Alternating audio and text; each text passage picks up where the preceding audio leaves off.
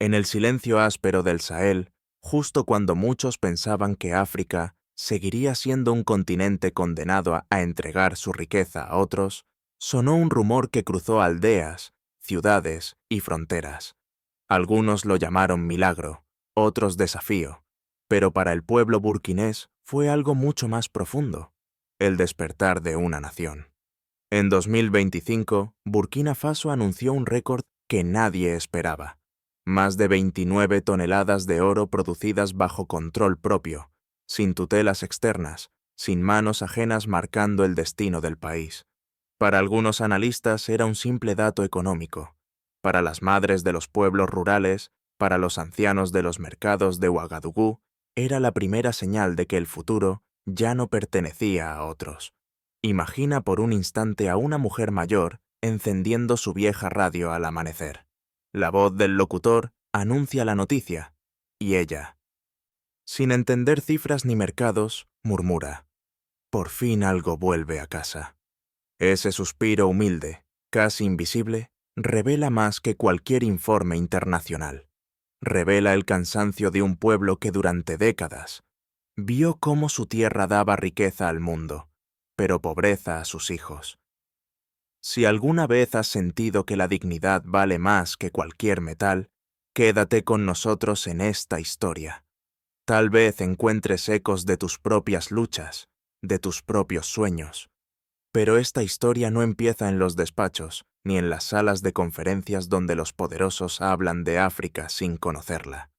Empieza bajo tierra, en las manos heridas de mineros que trabajaron toda su vida sin ver justicia. Empieza en los caminos polvorientos donde los niños crecieron, viendo camiones blindados llevarse lo que nunca regresaba. Empieza en un país pequeño que decidió decir «basta». Y mientras el mundo observaba con escepticismo, una pregunta comenzó a repetirse en voz baja, incluso en aquellos lugares donde nunca se pronuncia el nombre de Burkina Faso. ¿Cómo logró este país hacer lo que durante décadas parecía imposible? ¿Quién abrió la puerta de un futuro que muchos ya daban por perdido? La respuesta, como siempre ocurre en los grandes giros de la historia, nace de una sola decisión. Una decisión que cambió no solo la economía, sino el alma de un pueblo. ¿Qué pasó exactamente el día en que Burkina Faso decidió recuperar el control de su oro? La historia real empieza aquí. Para comprender cómo Burkina Faso alcanzó un récord histórico en la producción de oro, no basta con mirar la cifra final.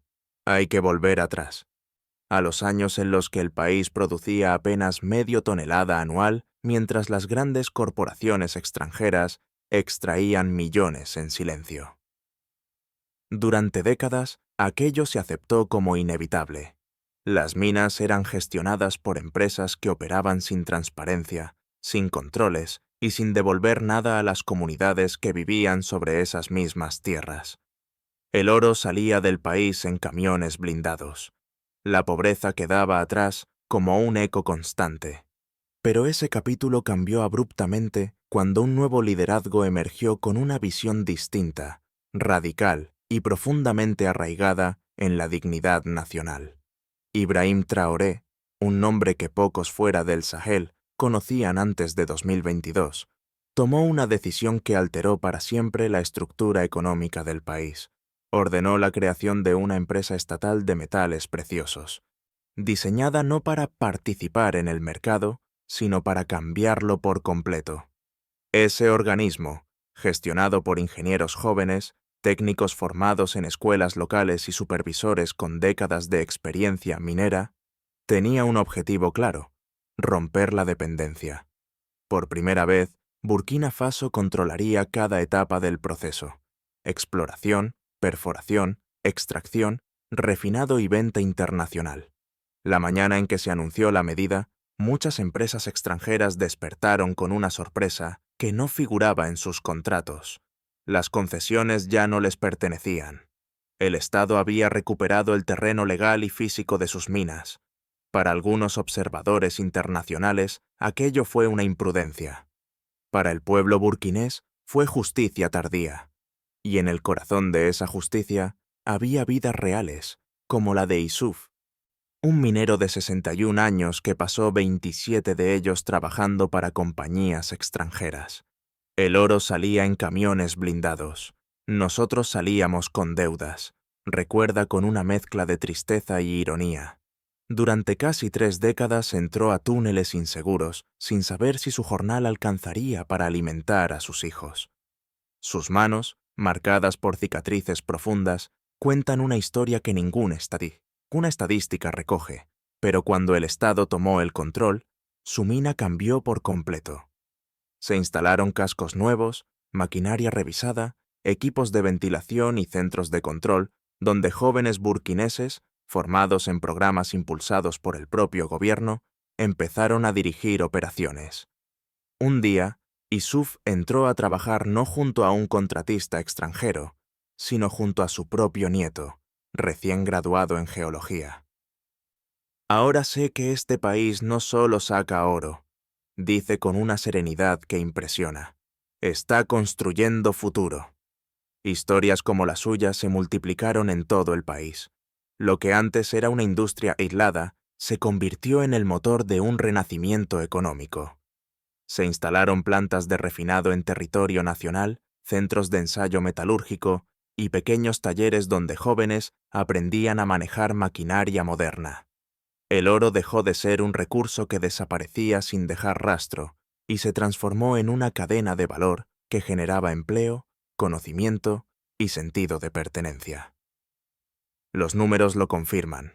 De menos de 500 kilos anuales, Burkina Faso saltó a más de 29,5 toneladas.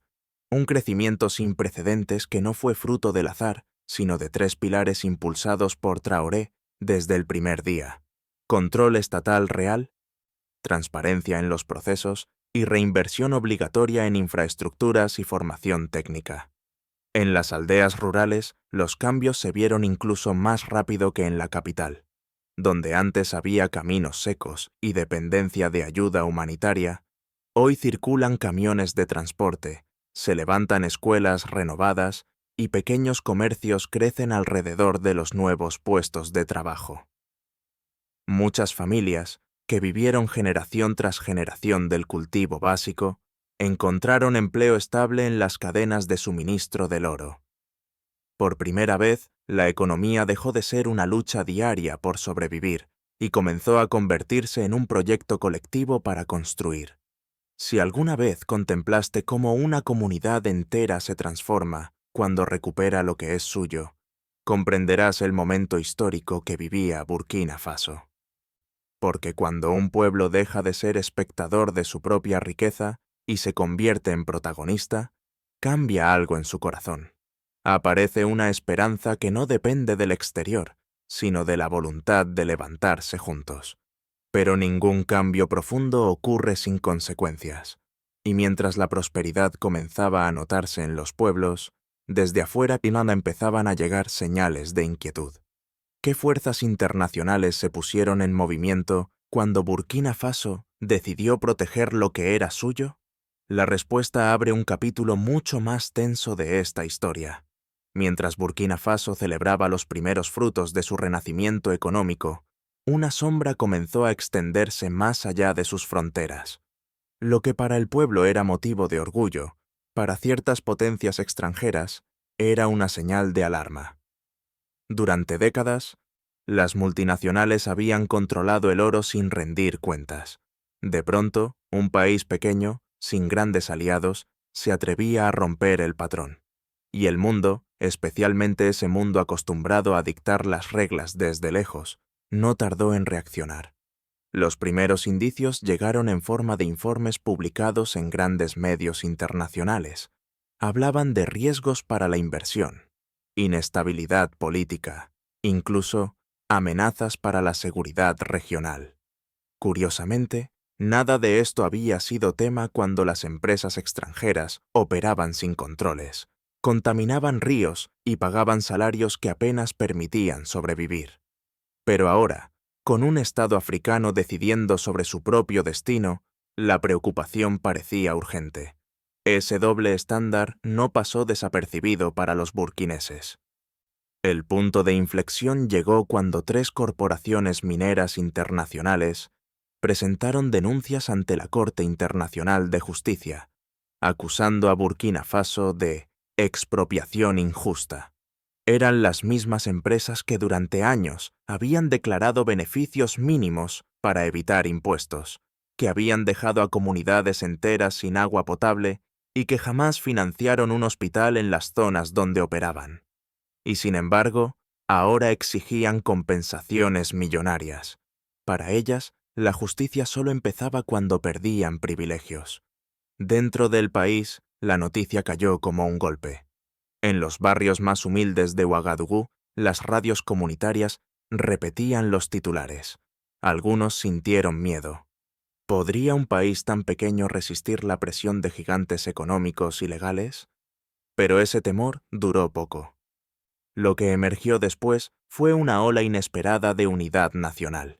Las familias se reunían al caer la tarde para escuchar las declaraciones del presidente Traoré. Muchos ancianos, que habían visto a su país arrodillarse una y otra vez ante potencias extranjeras, lloraban al escucharlo decir con voz firme: «Defender nuestros recursos no es un acto de agresión, es un acto de supervivencia». Esa frase se convirtió en un eco que recorrió mercados, escuelas y aldeas rurales. En una pequeña comunidad cercana a Gawa, una mujer llamada Agua, de 70 años, relató su historia con una claridad que no dejan los años, sino la vida. Durante décadas vendió frutas en el mercado local para mantener a sus hijos. Su hijo mayor trabajó en una mina extranjera hasta enfermar por los químicos utilizados en la extracción. «Ellos nunca pagaron nada», dice con voz temblorosa. «Pero ahora mi nieto trabaja para la empresa del Estado y tiene casco nuevo, seguro médico y un salario digno». Agua puede ser analfabeta, pero entiende lo que muchos expertos parecen olvidar. La dignidad no se negocia. Sin embargo, la presión internacional no se detuvo. Algunos gobiernos occidentales amenazaron con sanciones comerciales y restricciones bancarias. Un intento de intimidación disfrazado de protección económica. Pero aquí ocurrió algo que nadie esperaba. Cuanto más apretaban desde fuera, más fuerte se hacía el espíritu dentro del país. En las calles de Ouagadougou comenzaron a organizarse marchas pacíficas. Gente de todas las edades caminaba con pancartas que decían: «El oro es del pueblo» y «La tierra no se vende». Incluso en las iglesias se sentía ese impulso de resistencia moral. En una parroquia del centro de la capital, el padre Emmanuel pronunció un sermón que se convertiría en símbolo de toda esta etapa. «Dios no puso el oro en esta tierra para enriquecer a quienes nunca pisaron nuestro suelo», dijo ante una multitud silenciosa. «Lo puso para sostener la vida de este pueblo». Ese mensaje no era político, era espiritual, y quizá por eso tocó una fibra profunda en el corazón de los burkineses. El sermón se transmitió por radios comunitarias, circuló por WhatsApp en los pueblos más remotos, y se convirtió en una oración colectiva. Si Dios puso riqueza bajo nuestros pies, ¿por qué habría que entregarla a quienes no conocen nuestra tierra? A medida que la presión aumentaba, algunos analistas occidentales predijeron que Burkina Faso no soportaría el aislamiento diplomático, pero la realidad fue otra. Países vecinos como Malí, Níger y Guinea expresaron públicamente su apoyo.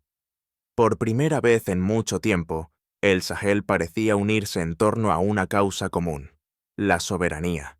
Y, sin embargo, el conflicto no había alcanzado su punto más alto. Lo que estaba en juego no era solo el oro, sino la capacidad de un país para mantenerse firme ante el torbellino internacional. Y mientras las tensiones crecían, una pregunta crucial comenzaba a tomar forma. ¿Qué consecuencias internas tendría esta revolución cuando las presiones externas alcanzaran su máximo nivel?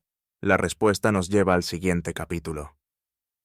Cuando Burkina Faso decidió recuperar el control de su oro, lo que ocurrió después no fue solo un cambio económico. Fue una transformación social que se extendió desde las zonas rurales, más olvidadas, hasta los centros administrativos del país. Durante décadas, la riqueza del subsuelo solo había servido para enriquecer a otros, mientras las comunidades locales vivían sin carreteras, sin agua potable y sin esperanza. Pero cuando el Estado tomó el mando y empezó a reinvertir la riqueza en la población, el impacto se vio en cada rincón de la nación. Las primeras señales surgieron en los pueblos remotos del este y del norte, donde los caminos de tierra se convertían en trampas de barro durante la temporada de lluvias. Allí los ancianos observaron algo que creían que jamás verían: máquinas trazando nuevas rutas pavimentadas que conectaban aldeas entre sí. Esas carreteras no solo facilitaron el comercio local, sino que devolvieron algo más valioso: dignidad. Durante años caminamos en el polvo, decía un anciano en Tencodogo.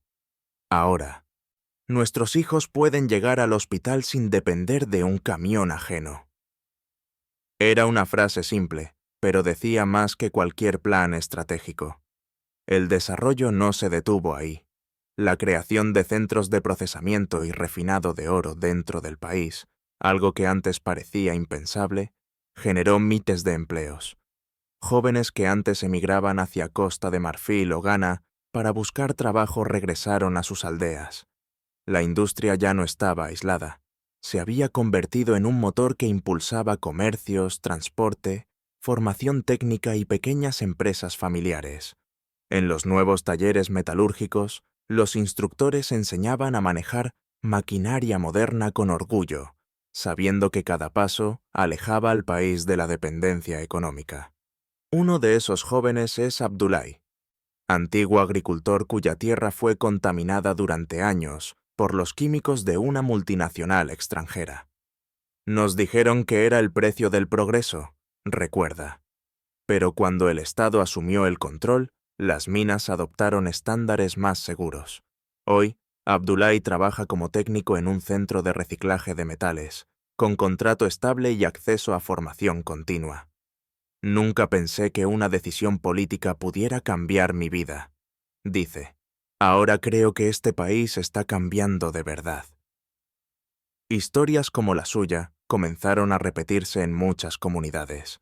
Vidas que habían sido invisibles para el mundo, ahora se convertían en el rostro de una nueva etapa del país. Pero la transformación no fue solo económica, fue también política. Durante años, el pueblo había percibido al Estado como una institución distante, incapaz de protegerlo o de ofrecer servicios básicos. Sin embargo, con la nacionalización del oro y con una política de transparencia inusual en la región, surgió algo inesperado: confianza. Por primera vez, muchos burkineses creyeron que su gobierno trabajaba para ellos, no en su contra. Las universidades y centros técnicos recibieron inversiones que antes eran impensables. Carreras como geología, ingeniería minera y metalurgia comenzaron a llenarse de estudiantes jóvenes que veían un futuro real en ellas. Los adultos mayores miraban a sus hijos y nietos con una mezcla de orgullo y sorpresa. Nunca pensé que vería una escuela así en mi vida, decía una mujer en una ceremonia de graduación en Ouagadougou. Era una frase cargada de emoción, símbolo de un país que al fin sentía que avanzaba. Sin embargo, un cambio tan profundo no podía darse sin desafíos. A medida que Burkina Faso se fortalecía internamente, aumentaban los riesgos externos. Campañas de desinformación, rumores de inestabilidad y advertencias diplomáticas comenzaban a circular. Algunos políticos occidentales hablaban de riesgos democráticos, ignorando que durante décadas esos riesgos habían sido mayores cuando las multinacionales operaban sin control. En el interior, la oposición intentó aprovechar la atención internacional para debilitar al gobierno, pero en la mayoría de los pueblos y barrios, la población mantuvo su apoyo al proceso. La unidad se convirtió en el mayor blindaje del país. El día de la soberanía, miles de burkineses marcharon con pancartas que decían: «El oro es del pueblo, la tierra no se vende y África puede levantarse». Ningún discurso político podía igualar la fuerza de esas imágenes. Lo que estaban haciendo no era solo un nuevo modelo económico, sino una nueva identidad nacional. Pero mientras el país celebraba su renacimiento y reconstruía su futuro, en los centros de poder del mundo se gestaban movimientos silenciosos. Porque cuando una nación pobre demuestra que puede levantarse sola, siempre hay quienes sienten que pierden algo. ¿Cómo reaccionarían Estados Unidos, España y Europa ante un Burkina Faso más fuerte e independiente? La respuesta abre un capítulo decisivo. Mientras Burkina Faso celebraba su renacimiento económico, en los centros de análisis de Washington, Bruselas y Madrid surgía una pregunta que pocos se atrevían a formular en público. ¿Qué significa para Occidente que un país del Sahel tome el control total de un recurso estratégico como el oro? La respuesta, aunque envuelta en un lenguaje diplomático, era clara. Significa perder influencia. Significa perder acceso. Significa que un modelo que había funcionado durante décadas deja de funcionar. En Estados Unidos, los think tanks especializados en seguridad internacional comenzaron a publicar informes alarmistas. Algunos advertían que un Burkina Faso autosuficiente podía alterar el equilibrio del Sahel, una región clave para la lucha contra el terrorismo y para la estabilidad energética de Europa. Otros temían que la nueva autonomía económica acercara al país a alianzas alternativas fuera del control occidental. Pero la preocupación real era otra, el ejemplo. Si un país pequeño lograba emanciparse, ¿qué impediría que otros países africanos ricos en minerales siguieran el mismo camino? En España, la mirada era distinta, con una creciente comunidad africana viviendo en su territorio y con la proximidad geográfica al Sahel, la estabilidad de Burkina Faso no era un asunto lejano. Analistas españoles subrayaban que un modelo basado en la autosuficiencia podía reducir la migración forzada y mejorar la seguridad regional. Pero también existían voces preocupadas. ¿Cómo afectaría este nuevo equilibrio a las relaciones económicas históricas entre Europa y África? ¿Qué papel debería jugar España en un continente que despierta? La Unión Europea, por su parte, mostraba una respuesta fragmentada.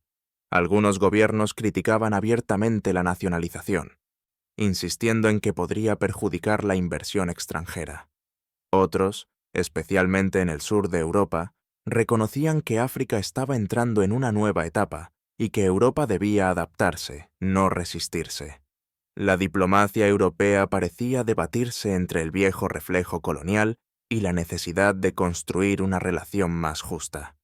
En cambio, en África, la historia tama era muy diferente. Burkina Faso fue recibido como un símbolo de valentía y soberanía. Países como Malí, Níger y Guinea elogiaron públicamente la firmeza de Traoré. Para muchos africanos, su revolución del oro representaba algo que durante generaciones se creyó imposible, un futuro sin tutelas externas. Sin embargo, detrás de elogios y tensiones internacionales, surgía una pregunta aún más grande, una que resonaba desde el Sahel hasta los pasillos del poder global. ¿Será esta independencia el inicio de un renacimiento continental o el comienzo de un conflicto mayor por el control del Sahel? La respuesta nos lleva al desenlace.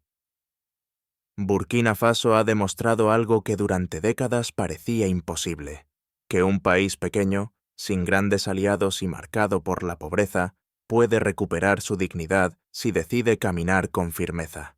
El récord de oro de 2025 no es solo un éxito económico, es un mensaje para África, para Occidente y para el mundo. Un país del Sahel, olvidado por muchos, ha recordado a todos que la soberanía no se mendiga, se construye, se protege y, a veces, se defiende contra gigantes. Pero todo renacimiento tiene riesgos. Las presiones internacionales no desaparecerán, las disputas legales seguirán, y las potencias que durante años se beneficiaron del oro burkinés no renunciarán fácilmente a su influencia. El desafío ahora es interno: mantener la unidad, evitar que voces externas siembren división y garantizar que la transparencia no se pierda bajo el peso de nuevas responsabilidades. Porque lo que está en juego ya no es solo el oro, es la capacidad de un pueblo para decidir quién quiere ser. Piensa en lo que significa mirar a tus hijos y saber que su futuro ya no depende de decisiones tomadas en oficinas a miles de kilómetros. Piensa en lo que siente un pueblo cuando, después de una vida de silencio, descubre que su voz también cambia la historia. Si alguna vez has pasado por un momento en el que tu dignidad estuvo en juego, comprenderás por qué esta historia toca tan hondo el corazón burkinés. Y, sin embargo, el camino que viene no será fácil. Si la Alianza Regional Africana no se fortalece en los próximos meses, Burkina Faso podría enfrentar sola nuevas presiones diplomáticas y económicas. Si las sanciones occidentales se intensifican, el país tendrá que apoyarse única y exclusivamente en su unidad interna para resistir. Algunos analistas advierten que los próximos 3 meses serán decisivos para el Sahel, un período donde se definirá si la región avanza hacia una soberanía real o hacia una confrontación prolongada.